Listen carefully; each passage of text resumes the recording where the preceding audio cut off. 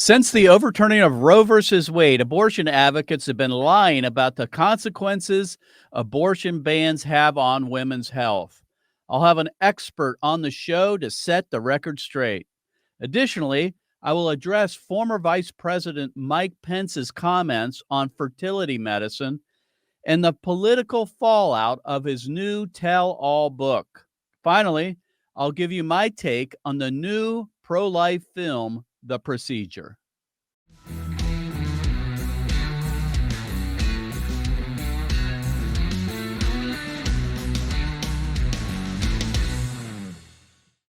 Activist Radio, the Mark Harrington Show, is brought to you by Created Equal, and you can support our work by going to createdequal.org. You can click on the donate link on the right side of the homepage there and support our work, reaching out to college and high school students all across America, and also just showing the depictions of abortion, the real victims, on video and static billboards across America. Well, today we're going to be talking about the effects of abortion bans in the aftermath of the overturning of Roe versus Wade. Now we're looking at almost 6 months since that decision, the Dobbs decision, was handed down by the U.S. Supreme Court that returned the abortion issue back to the state legislatures. And right out of the block, of course, the pro-abortion industry came out and started lying about what abortion bans would do. And so we're going to deal with a few of those myths today on the program and how we can refute them. And so my guest today is Dr. Christina Francis, and she is a board-certified OBGYN and is currently the CEO-elect, soon to be the CEO, of the American Association of Pro-Life Obstetricians and Gynecologists. Christina, thanks for coming on the program. So, we've heard a lot about this. In fact, in Michigan, when I was up there attempting to defeat the Michigan pro-abortion amendment to legalize abortion up to the very moment of birth, the main talking point from the other side, the abortion lobby, was if you ban abortion, or they said, if this constitutional amendment does not pass, women will die. That was their basic main message to the Michigan voters. And of course, they were talking about miscarriage. They were talking about women having illegal abortions, all this kind of stuff. So basically what I wanted to do, because one of the talking points we're hearing, one of the main ones from the abortion lobby, is that outlawing abortion or severely restricting it, like they've done here in Ohio, like they've doing in Indiana and other places around the country, will lead to women dying. How would you respond to that? Yeah, well, first of all, thanks for having me on, Mark. It's good to be on with you again. And you're right. I mean, I think the abortion industry knows, and they knew the second that the Dobbs decision came out, or even when it was leaked, I think is when we started hearing this false narrative. They know that they can't defend their true position, right? They know that there is no defense for abortion on demand up until the moment of birth. That doesn't even have the support of the vast majority of the American people. I think we as pro-lifers still do have some work to do on changing hearts and minds about abortion throughout pregnancy. There's still a lot of Americans who support abortion in the first trimester, but every poll that's been done shows that Americans overwhelmingly do not support abortion in the second and third trimester, which is what the abortion industry is pushing for. But they know they can't defend that position. And so what they have to do is they have to go to false narratives or the hard cases. And that false narrative largely has been set up that abortion has to be legal in order for women to be treated for miscarriage, in order for women to be treated for ectopic pregnancy or other life-threatening issues in pregnancy. As you said, I definitely want to get to that one on the miscarriage, because that's what they're fear mongering. They're trying to scare women into believing that they can't, if they have a miscarriage, they won't be able to get care. Let's talk about that one, because I think that's been one of the main ones they've been using, that hospital personnel, especially in emergency rooms, if a woman's having a miscarriage, goes to an emergency room to get care, she will get refused. They won't provide it. Even Joe Biden said that this is happening all across the country. And I'm like, okay, where's the evidence? Right. Right. Well, you're right. And I've heard the stories too, and I don't know whether they're true or not. If they are true, it's not the fault of the law. There's been some stories that have come out of Texas, for instance. The Hmm. Texas law in no way prevents women from being treated for miscarriage. So if a woman was not treated appropriately for a miscarriage, that is the fault of wrong interpretation of the law. And Hmm. it's medical malpractice. It's not the fault of the Right. law. And I think the confusion comes from one, the medical diagnosis term for a miscarriage is spontaneous abortion. In medical Right. terms, abortion means a pregnancy ending in any way prior to 20 weeks. And I do think that terminology needs to be changed. But laws, when they're restricting abortion, are not restricting that. They're not restricting that medical diagnosis. They're restricting elective abortions that have the sole intent of ending the life of the fetal human being. Of course, in a miscarriage, that baby, that preborn child has already passed away. And so Right. laws are not banning particular medications, they're not banning particular surgical procedures like a DNC. They're banning using DNCs to end the life of a fetal human being, and that's not what's happening in miscarriage treatment. Right. And, I can understand, and I think you can too. This is a big change. Roe v. Wade's overturned. Let's say, the state bans abortion. We got to give some leeway, some room for medical people to kind of figure out, okay, how does this work? And so there might actually be situations where they really don't know what to do. So I want to give some of them the benefit of the doubt, right? I think Right. that's probably the case. Wouldn't you agree? Yeah, no, you're absolutely right. The vast majority of practicing physicians right now have never practiced outside the framework of Roe. And so I think a Right. lot of them probably do misunderstand, how they've been able to treat miscarriages and things like that. But, I think that there's a couple things, and you're right. We should give some leeway because this is confusing for a lot of people. But it falls really upon the hospital system and their lawyer to accurately Mhm. inform their physicians of what they can Mhm. and can't do.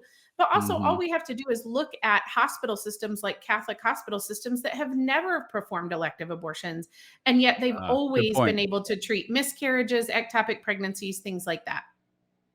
That's a really, really good point. And, now as time goes on and the sky isn't falling, right? Roe's Right. overturned. We are restricting abortion. We're banning it in some states. If this were happening at the level to which the pro-abortion industry was saying it was, we would be hearing reports, more Right. reports, right, of this happening. Right. So Right. to me, it's just another lie. It's another myth of the abortion lobby to scare women into believing that abortion, if we outlaw abortion, it's going to affect treatment for miscarriage. Therefore, I guess you have to vote against any restrictions on abortion, right? Right. I mean, that's what they're Exactly. trying to get people to do. Exactly. And if I could just make one more point on that, I think the other harm of this false narrative is that one, it makes women who've had miscarriages in the past feel like they've had an abortion, which is not the case at all. And That's a so, good I point. think a lot of women are really struggling with guilt over that, because they're being told that that was an abortion when it wasn't. But the other danger is that it prevents women potentially from seeking medical care when they need to in a timely fashion if they're worried they may not be able to receive the treatment that they need. So it really is harmful, on sort of a macro level, but also a micro level for individual patients. Yeah, and I think it needs to be made clear that abortion kills a live child. In a Right. miscarriage, the baby is already dead, and most physicians are going to realize the difference. I mean, they Right. just are. I mean, and they're going to treat the woman appropriately. I want to switch gears a bit. Before we do, ectopic pregnancy. That was Yeah. also, that's brought up a lot. This will affect women to be able to get care if they were to have an ectopic pregnancy. First of all, explain what an ectopic pregnancy is. Yes, absolutely. So, an ectopic pregnancy is just basically where the embryo has implanted somewhere outside of the uterine cavity. So, somewhere where it's not supposed to be. The most common location would be in the fallopian tube. And the Right. problem with these is that they can't continue to grow as a normal pregnancy would, and so it can actually cause life-threatening hemorrhage for the mother. This has never been questioned as to whether a pro-life physician could treat an ectopic pregnancy. This is a situation where you have to intervene to save the life of the mother. And treatment of ectopic pregnancy, not only is it not coded medically as an abortion, it has its own diagnosis code. So it's never been considered to be an abortion, but also it's not prevented by any state law currently on the books or being proposed that would restrict abortion.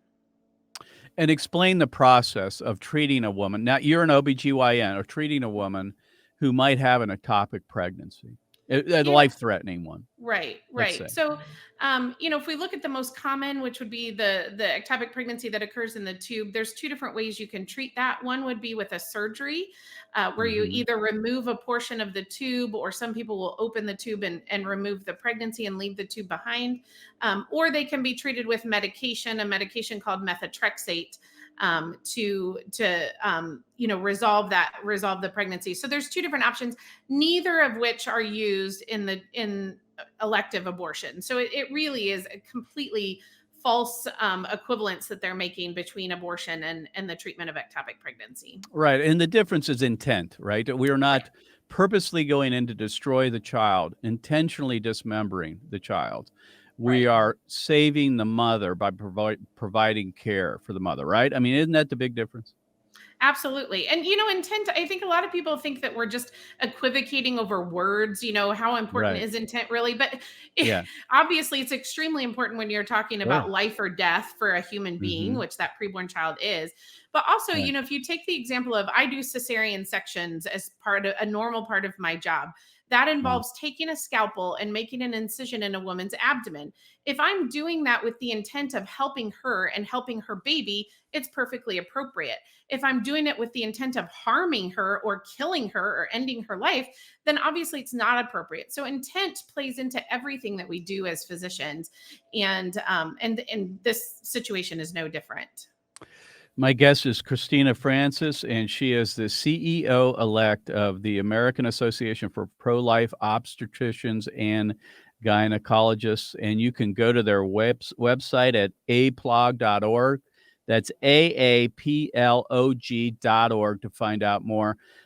Christina, in the time we have remaining, I want to talk about the abortion pill. It's getting a lot of press lately.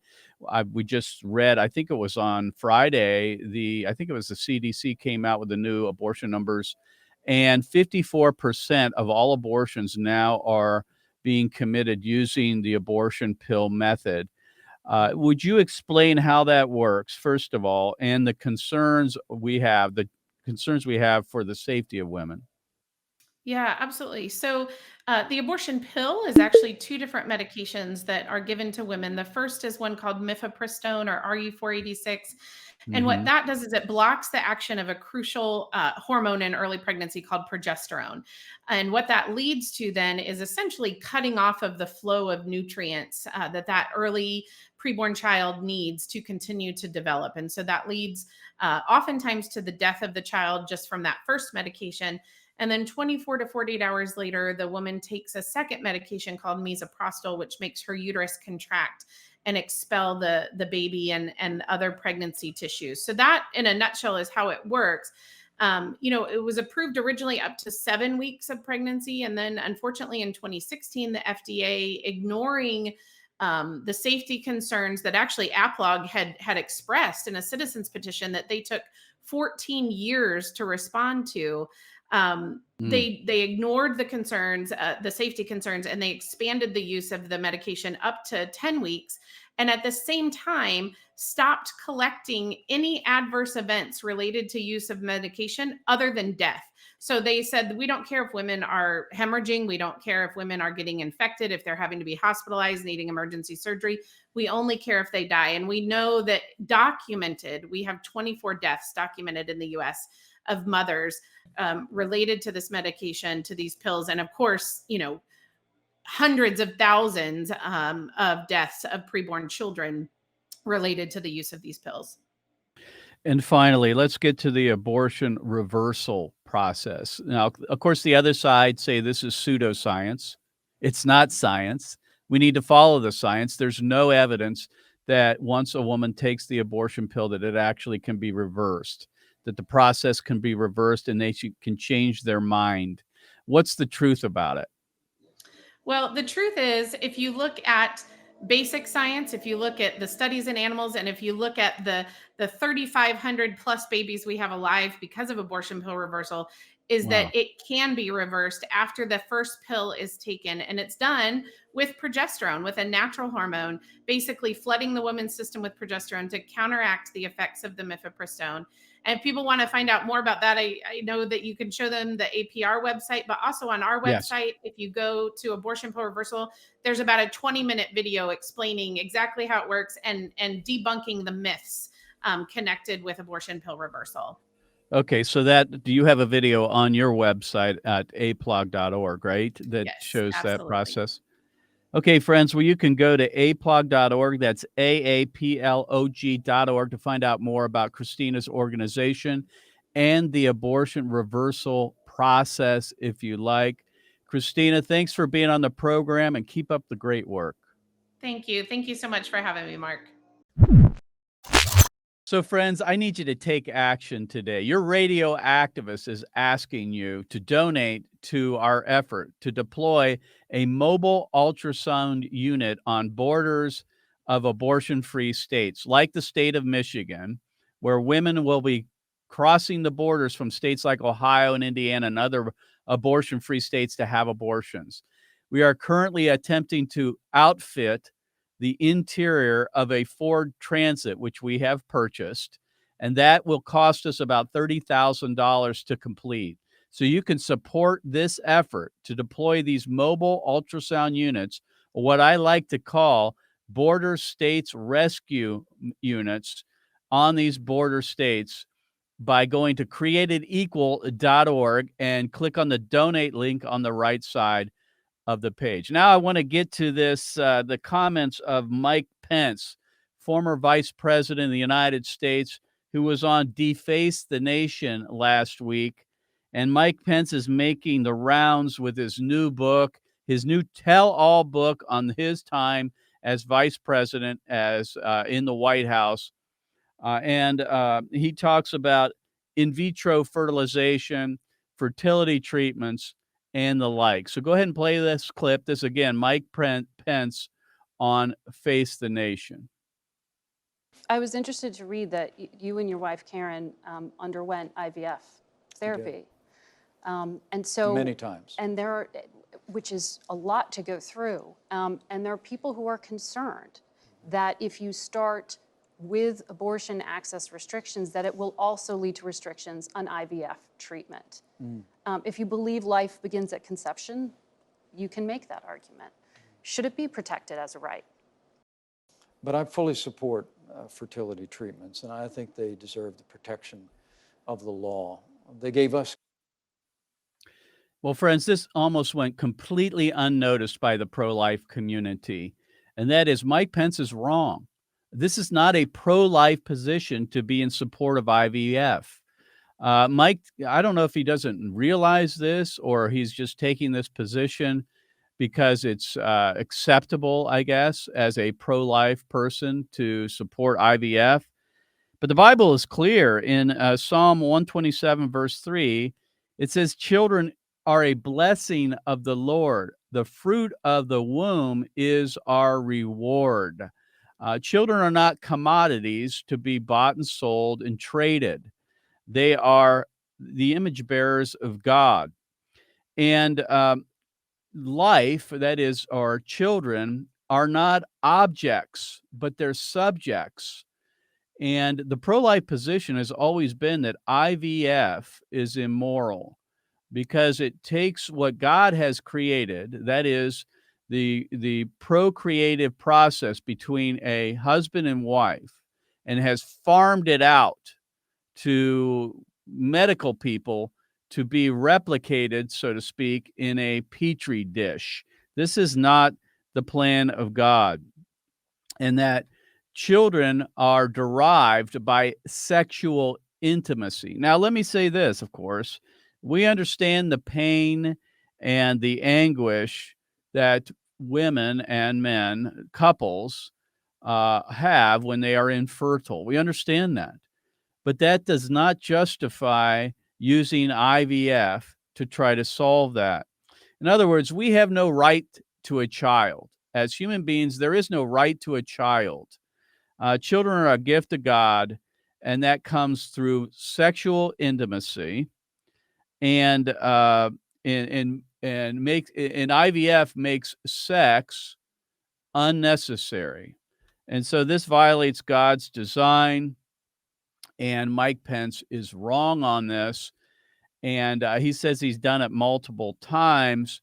One of the problems, of course, with IVF, beyond the fact that it's taking what God reserved for marriage and farming that out to medical people and making children a commodity, is that it involves abortion quite often. In other words, they call it selective reduction. That is, that they typically will implant more embryos into a woman's womb in hopes that only a few survive. And if more survive, they go in and selectively reduce the number of embryos, which is abortion. They remove them, they kill them, and that's wrong. So Mike Pence is wrong on that. That's my view on Mike Pence. Now, finally, I want to get to this video that was released by the organization Choice for Two, and it's called The Procedure. And this video basically tells a story, an animated story of an anonymous ultrasound technician who quit his job after participating in an abortion. And so if you would, I'm going to play just the clip of the animation of the abortion procedure, and then I'll make comments on the other side. Go ahead and play that clip. In horror, I watched as he inserted a forceps clamp and grabbed her tiny leg. She writhed around in pain, trying to break free, but there was nowhere for her to go. Then the doctor pulled hard until her leg ripped away from her body. She recoiled and violently twisted around in pain and curled herself into a tight ball. But it was no use. The clamp grabbed her arm and she struggled to pull away. Her movements weakened now because she was dying. He pulled her arm off of her body. My vision blurred. My eyes filled with tears. The child again curled herself into a tight ball, but again, the device grabbed her other leg and it was ripped from her body. By now, her heartbeat had slowed significantly, but she was still alive. The clamp grabbed her last limb and ripped it off. She wiggled and squirmed around, and then her heart finally stopped beating. So, friends, that's just the graphic depiction of an abortion. It's animated in this video, The Procedure, which is an entire story of an ultrasound tech who was involved in an abortion and quit his job over it. And so here are my takeaways. Number one, I support any kind of exposure of abortion, any type whatsoever. It doesn't matter whether it's animated, whether it's a cartoon, or whether it's a graphic video. I would say this, though, if we're going to use animation or cartoons as a replacement for the actual images and footage of abortion, then that is not something I support. I think Americans need to see abortion for real, unvarnished truth of abortion, either using pictures or video. That has to be done in the public square because most social media platforms will not allow folks like myself to post that kind of information. But the American people need to see abortion to reject abortion. That doesn't mean we can't do animation. I think live action does a really good job of that, more clinical depictions of abortion, and that's important for sure, but it can never be a replacement for the truth of abortion using graphic pictures and video depicting abortion as it is. And so the other thing I would say is that our detractors will say that this stuff is just made up, it's faked. You know, we hear that even with abortion pictures and video. They'll say that's Photoshopped. These aren't real depictions of abortion. These aren't real images. And using animation plays into that a little bit. It's still going to have a place, don't get me wrong, but it's not the real truth. It's not the actual truth. And so we got to do both. Animation's fine to make our case, obviously, because it may go places that real pictures and video of abortion, authentic pictures and a video of abortion will not go, because it will be banned. And that's a reason to do this. So I support this video, this movie, The Procedure, and you can go see it, the entire video, by going to choicefor2.com. That's choicefor2.com. I exhort you to share it on your social media and get the word out that abortion is an act of violence that kills a baby, whether it's depicted using animation or real pictures and video like we use here at Created Equal. We'll see you next time. God bless you. God bless America. And remember, America, to bless God. You've been listening to Mark Harrington, your radio activist. For more information on how to make a difference for the cause of life, liberty, and justice, go to createdequal.org. To follow Mark, go to markharringtonshow.com. Be sure to tune in next time for your marching orders in the culture war.